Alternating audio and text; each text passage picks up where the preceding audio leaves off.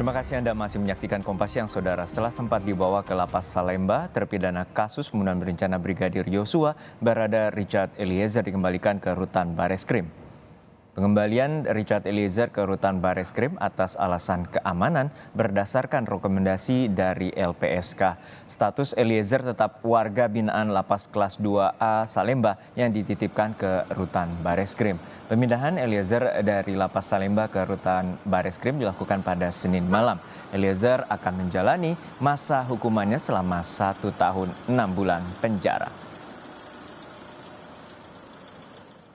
Tadi malam Eliezer tiba di rutan Bareskrim dengan pendampingan tim dari Lembaga Perlindungan Saksi dan Korban atau LPSK serta penasehat hukum. Atas dasar rekomendasi LPSK dan mempertimbangkan faktor keamanan, Eliezer akan menjalani masa tahanan di rutan Bareskrim dengan mendapatkan perlindungan dan pengawasan penuh dari LPSK.